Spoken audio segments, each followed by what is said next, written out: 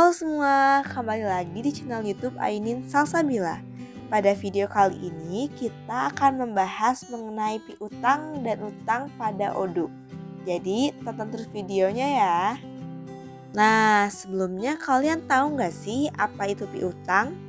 Piutang adalah tagihan uang yang muncul akibat transaksi jual beli atau pembelian kredit dari pihak penjual kepada pihak pembeli. Piutang merupakan salah satu jenis aktiva lancar dalam neraca perusahaan. Nah, lalu apa sih itu utang? Utang dalam akuntansi adalah kewajiban finansial yang dimiliki oleh perusahaan atau individu kepada pihak lain. Utang dapat berupa pinjaman dana dalam bentuk tunai atau surat berharga yang harus dikembalikan dalam jangka waktu tertentu. Nah, yang selanjutnya itu kita akan membahas mengenai item-item pada fitur piutang dan utang pada Odoo Accounting. Yang pertama, untuk fitur piutang Odoo Accounting tentunya harus menginput nama pelanggan lalu barang dan jasa. Perusahaan mengakui adanya piutang karena melakukan faktur penjualan kepada perusahaan lain. Untuk menginput faktur penjualan pada Odoo Accounting yaitu klik menu customer, klik new, lalu isi dengan nama produk. Jika produknya barang, kalian menceklis can be sold dan can be purchased, karena barang ini bisa habis.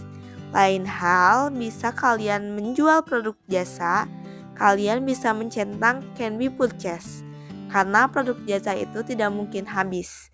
Lalu, produk type bisa kalian sesuaikan. Lalu ada invoicing policy. Ini berguna untuk menentukan kebijakan perusahaan.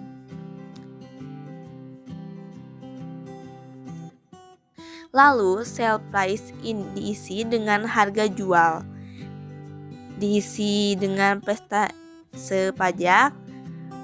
Pos diisi dengan HPP. Lalu, kalian bisa memilih kategorinya.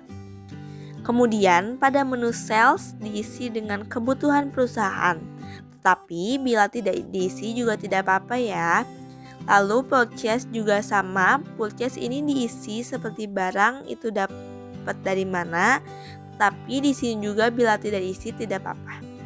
Lalu menu inventory bisa diisi dengan deskripsi barang tersebut, dan yang terakhir menu accounting. Menu accounting ini bisa menyesuaikan akunnya dengan akun sesuai penetapan aset type ini isi bila produk tersebut bisa dijadikan aset. Bila sudah sesuai bisa klik save. Setelah menginput barang, tentunya perusahaan menginput data pelanggan. Untuk menginput data pelanggan, klik customer dan klik customer. Jadi untuk menginput pelanggan, klik new. Kalian bisa memilih pelanggan tersebut individual atau company. Kalian bisa mengisi nama perusahaan, alamat perusahaan, dan lainnya. Pada menu sales and purchase bisa diisi dengan PAC. Pada menu ini sebenarnya tidak wajib diisi. Yang terpenting adalah bisa mengisi payment terms. Jadi tanggal waktu pembayaran bisa disesuaikan. Lalu data yang lain bisa disesuaikan. Bila sudah, klik save. Jika data sudah lengkap, selanjutnya membuat faktur penjualan. Caranya, klik menu customer, lalu klik invoice dan klik new customer. Invoice ini bisa disesuaikan. Lalu date tanggal dikeluarkannya faktur. Lalu kalian bisa mengisi sisanya. Jadi itulah cara mengisi fitur faktur penjualan atau piutang. Selanjutnya kita membahas mengenai utang. Tidak jauh berbeda dengan piutang. Caranya klik menu vendors, klik menu produk. Sama seperti piutang, sebetulnya akan tersinkronisasi antara produk di mana customer, jadi tidak susah menginput kembali. Tetapi pada menu vendors kalian menginput karena beda data piutang dan utang.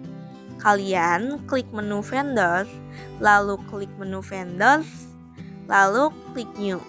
Bila perseorangan, bila Di klik individual, bila perusahaan maka klik company.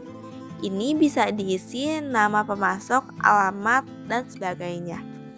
Seperti menginput data pelanggan lainnya, untuk faktur pembelian, kalian bisa klik menu vendors, kemudian klik menu bills dan new.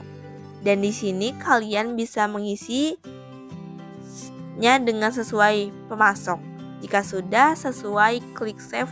Nah, mungkin segitu aja pembahasan kita mengenai piutang dan utang audio accounting. Sampai jumpa di video-video berikutnya. Jangan lupa di subscribe, comment, and like. Bye-bye.